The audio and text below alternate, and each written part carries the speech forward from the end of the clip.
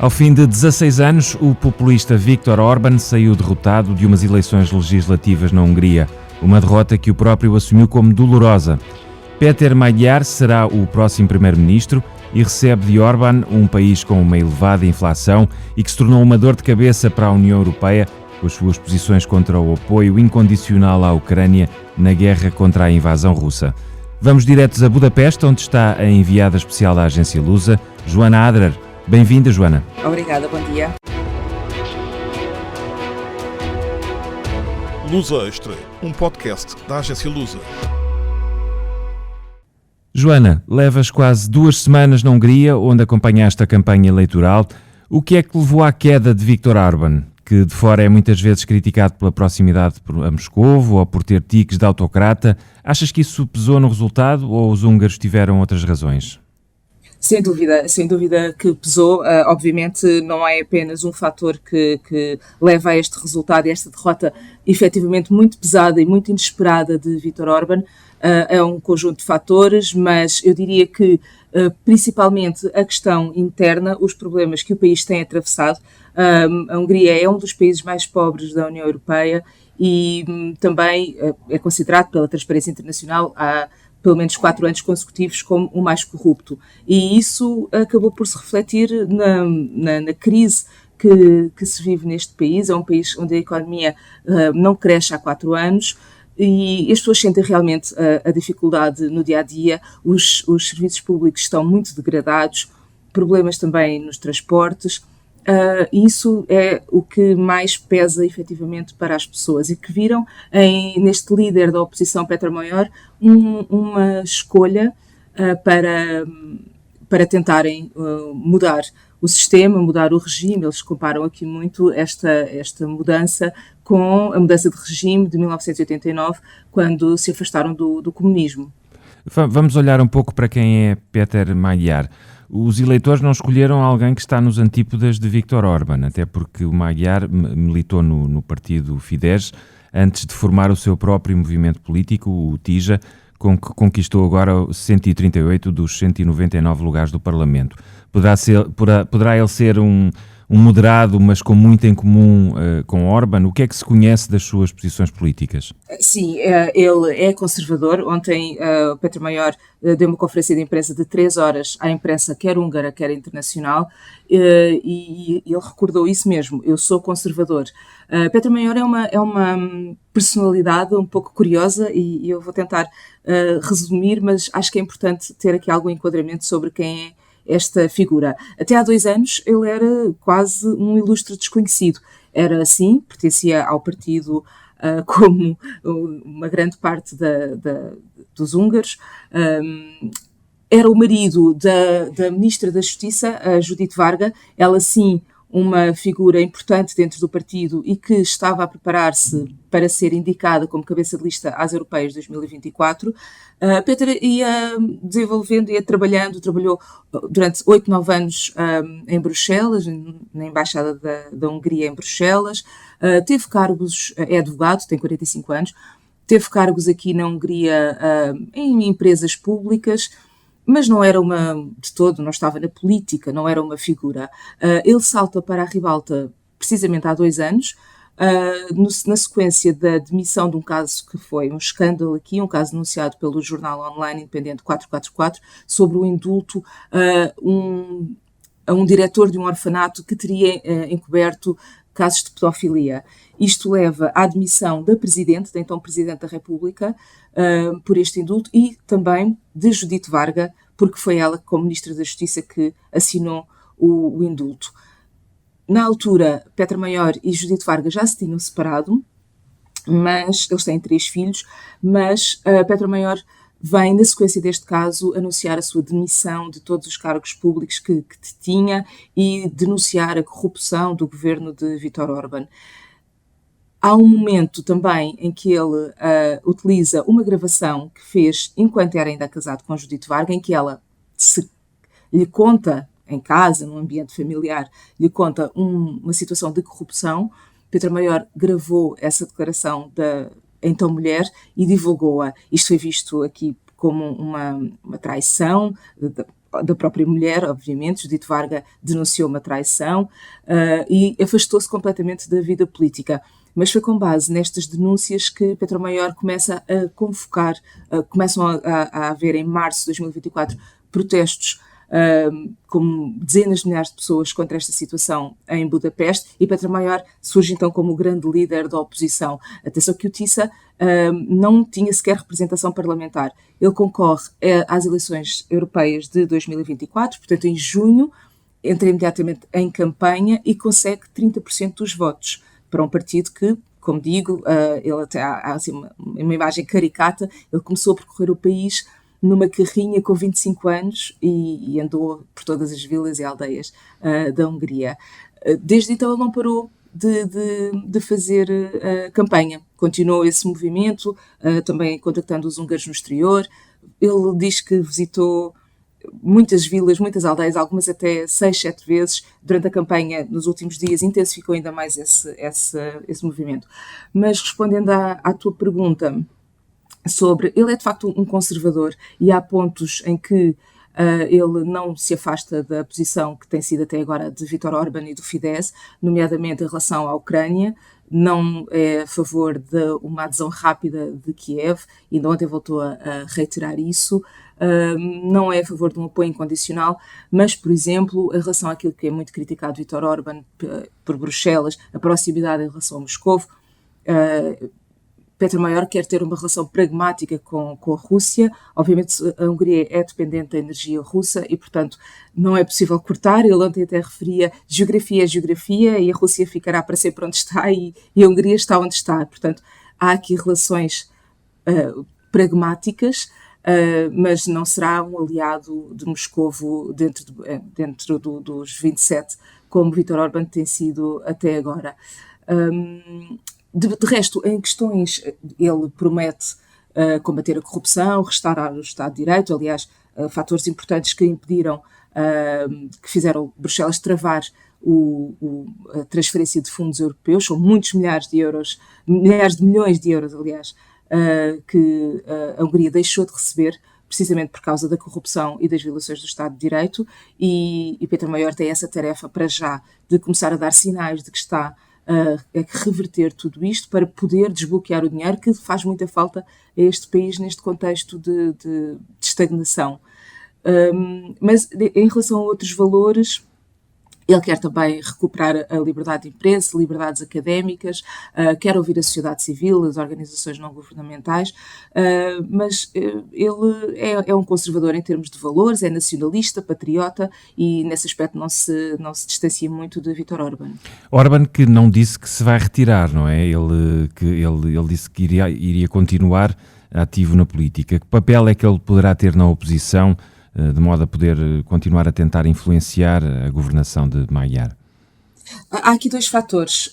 Por um lado, foi muito importante para aquilo que Peter Maior se propõe fazer, foi muito importante o resultado que ele teve. Aliás, ele tem neste momento 138 deputados dos 199 confirmados, mas ainda faltam apurar algumas centenas de votos. Ele pode mesmo chegar aos 142.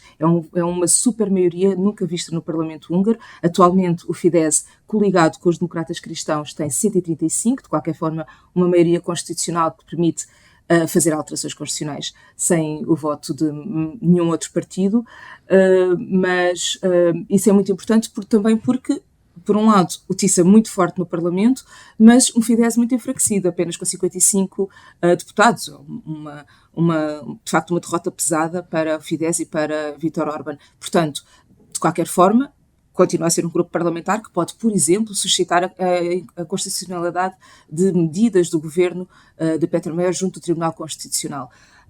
Há este aspecto da oposição dentro do Parlamento, que veremos o que é que o Fidesz, até onde o Fidesz poderá ir, mas a grande oposição que Péter Maior vai enfrentar é cá fora, nas instituições, que todas elas estão dominadas pelo Fidesz.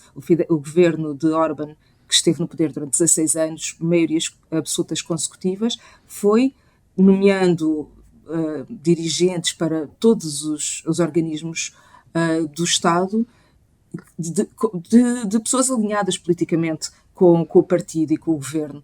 E, portanto, também ao Presidente da República. Portanto, estas instituições, que é também próximo do Fidesz. Portanto, todas estas instituições e o próprio Presidente da República podem, de alguma forma, agora vir atrapalhar os planos de Peter Maior, porque podem atrasar decisões, podem rever normas para avaliar a sua constitucionalidade e fazer tudo isso ficar ali um bocadinho a demorar nos tribunais.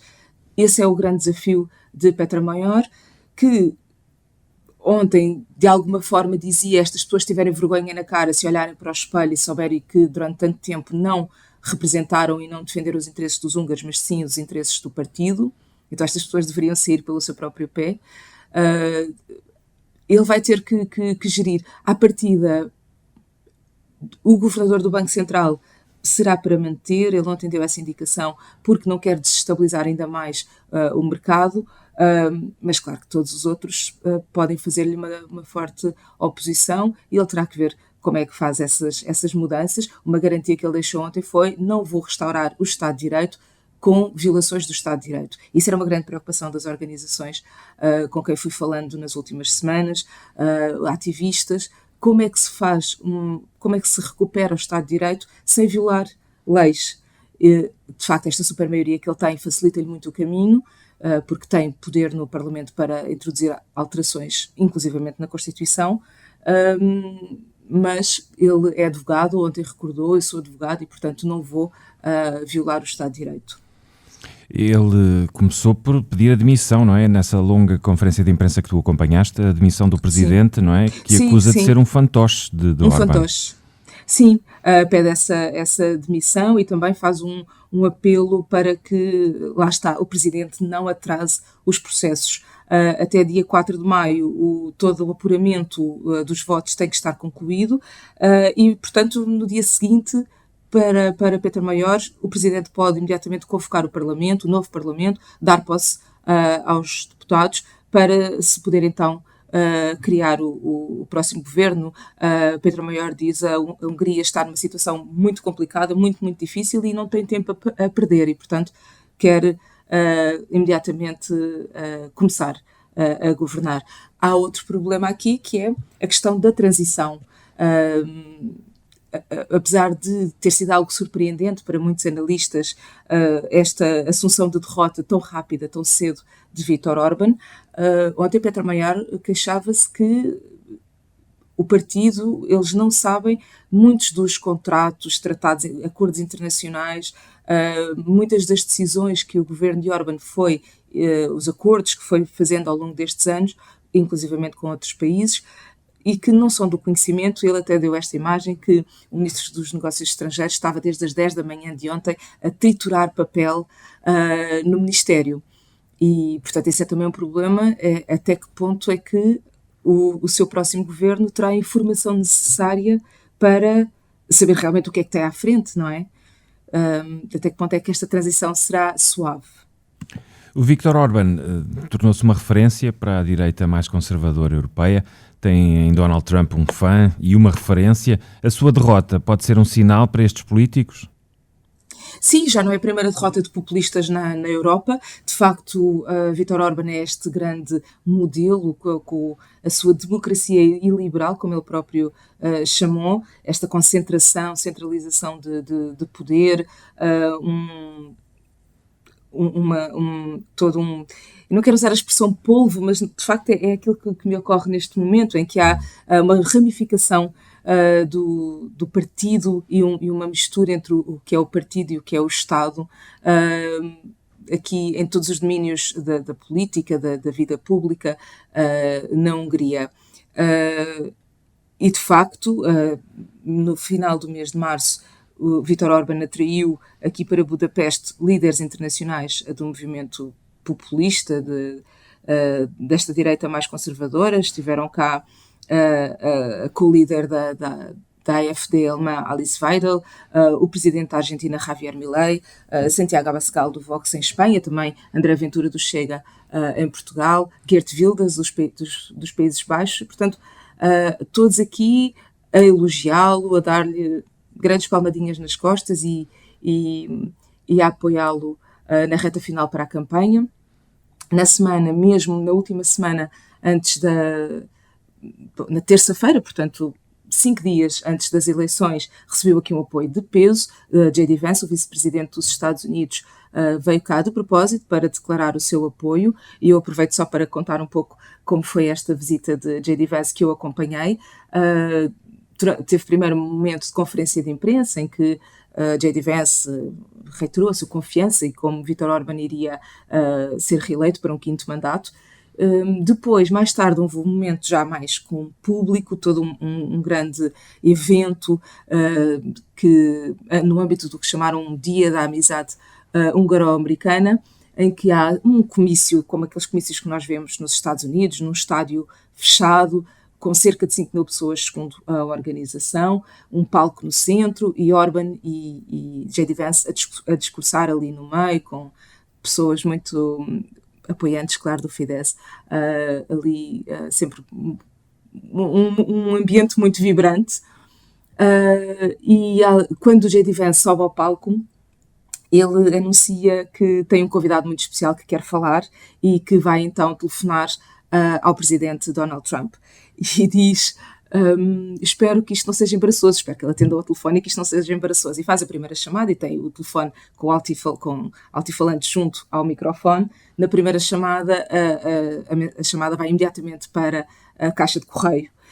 Claro que é um momento engraçado, caricato. Depois ele volta a telefonar e Donald Trump atende e faz aqueles elogios, diz que esse Viktor é um tipo fantástico e que é ele que está a proteger o país das invasões, e os húngaros só estão numa situação tão boa porque é graças a Viktor Orbán. Também nesse comício, e depois de ter criticado muito as interferências estrangeiras de Bruxelas, que J.D. Vance diz que foram as piores interferências que alguma vez viu numas eleições, critica muito os burocratas de Bruxelas, é uma expressão que ele repete muito, quer na conferência de imprensa, quer no comício, mas começa por dizer que não vai apelar ao voto a Viktor Orbán. Os húngaros são soberanos, eles é que sabem em quem é que vão votar no domingo, mas termine efetivamente o comício com um tom muito entusiasmado a dizer: então levantem-se e vão no fim de semana às urnas e apoiem Viktor Orbán. Portanto, terminou assim, acabou por apelar diretamente ao voto no primeiro-ministro. Mas não chegou. Mas de facto não chegou, exatamente. Não foi suficiente. Isto até se começa já um pouco a questionar, e falava com um analista que dizia precisamente que se calhar outros líderes europeus, como Marine Le Pen em França ou Alice Weidel na Alemanha, devem repensar até que ponto lhes é benéfico esta proximidade com Donald Trump, que atualmente parece ser mais tóxica do que propriamente uma vantagem. Apesar disso tudo, o resultado da esquerda nas eleições também não foi brilhante, não é? O que é que aconteceu? Havia sempre esta tónica da ameaça à democracia, mas parece que isso também não chegou para mobilizar os eleitores de esquerda. A própria esquerda também não se mobilizou propriamente. Isso era uma crítica, por exemplo, que Peter Mayer fazia à esquerda, é que até agora nunca tinha havido uma oposição a sério. E ele conseguiu, de facto, surgir como... Isso foi algo também que eu ouvia muito na rua, com muitas pessoas com quem fui falando, eleitores, cidadãos comuns, que me diziam: nós antes, até agora, não tínhamos uma alternativa real, e agora sentimos que temos uma escolha. Peter Mayer conseguiu transmitir essa ideia. Houve partidos que abdicaram mesmo de concorrer, porque precisamente para não dividir a oposição. A Coligação Democrática, que é centro-esquerda, que ainda tem no Parlamento cessante 15 deputados, não conseguiu eleger. Isso era algo também que as sondagens já vinham a apontar. De facto, o próximo Parlamento é apenas composto por, eu diria, direita mais conservadora e extrema-direita, porque o Miazan, que é um partido de extrema-direita, Nossa Pátria, é um partido que defende, por exemplo, eu tive a oportunidade de entrevistar o seu presidente, é um partido que é, obviamente, contra a imigração, tem as grandes bandeiras da extrema-direita e que é contra a União Europeia e que defende até a saída da Hungria da União Europeia, mas disse-me o presidente deste partido, não é para já, porque agora a Hungria ainda precisa do apoio da União Europeia para restabelecer a sua economia. Joana, que clima nas ruas é que acompanhou a noite eleitoral? E pergunto também que atmosfera é que verificas agora no país, no rescaldo das eleições de domingo? A presidente de uma organização não governamental aqui sediada em Budapeste dizia que Budapeste era a cidade mais feliz do mundo no domingo à noite. Foi de facto um ambiente de festa popular completamente. Eu estive junto ao local onde o TISA se concentrou na noite de domingo. Eles escolheram um sítio bastante emblemático, do lado de Buda, mas virado para o Parlamento, que é um edifício magnífico aqui em Budapeste, e, portanto, quando Peter Mayer discursava, tinha o Parlamento nas costas. É uma imagem importante e, como se sabe, na política as imagens contam. Ao início da noite, final de tarde, início da noite, estavam já muitos milhares de pessoas no local, felizes, à medida que os resultados iam saindo, aplaudiam muito, gritavam uma frase que se tornou aqui um lema da campanha do TISA. TISA é o nome do partido, mas é também o segundo rio mais importante da Hungria. E as pessoas gritavam: o TISA está a transbordar. Foi uma frase que pegou e que se ouvia em todos os comícios do TISA, e de facto o TISA transbordou, porque nenhuma sondagem... Houve uma sondagem que antecipou os 2/3, mas de facto... Não se pensava que a diferença fosse ser tão grande. Mais tarde desloquei-me ao local onde estava o Fidesz, onde não consegui entrar porque não deram acreditação, mas consegui falar com alguns apoiantes que estavam ali no local e, claro, era um desalento total, pessoas que falavam com uma grande preocupação sobre o futuro. Eu, pelo que fui falando com os apoiantes do Fidesz, acima de tudo havia uma rejeição do caráter de Peter Mayer, também esta preocupação em relação contra a União Europeia, porque durante toda a campanha Viktor Orbán acentuou muito esta ideia de que temos uns inimigos em Bruxelas e na Ucrânia. Ele dizia que era o único capaz de impedir que a Hungria fosse arrastada para a guerra na Ucrânia e portanto, o que fui falando com os apoiantes do Fidesz era muito questionarem também o caráter. Muitas notícias que foram circulando via desinformação, via redes sociais em que acusavam a Peter Mayer de consumir drogas, de ser homossexual, de ser também corrupto, e as pessoas transmitiam muito isto, que ele não tem o perfil para governar a Hungria. Portanto, havia não só tristeza pelo fim do governo de Viktor Orbán, mas também esta preocupação com o futuro, o que é que este homem vai trazer para a Hungria, esta preocupação. Depois de estar no Fidesz, e quando eu estive lá, Orbán já tinha assumido a derrota, portanto já não havia qualquer esperança de qualquer mudança dos resultados ou de que Orbán pudesse dizer ali alguma coisa. Mas quando regressei para o sítio onde estava o TISA, foi um ambiente já... muitos milhares de pessoas, toda uma marginal, muitos quarteirões, que as pessoas estavam completamente, uma multidão compacta, um espaço completamente lotado de pessoas, num ambiente total de festa. As pessoas iam no metro, muito jovens, a cantar, pessoas que não se conheciam a abraçarem-se nas ruas. As pessoas levavam garrafas de vinho, de champanhe e partilhavam.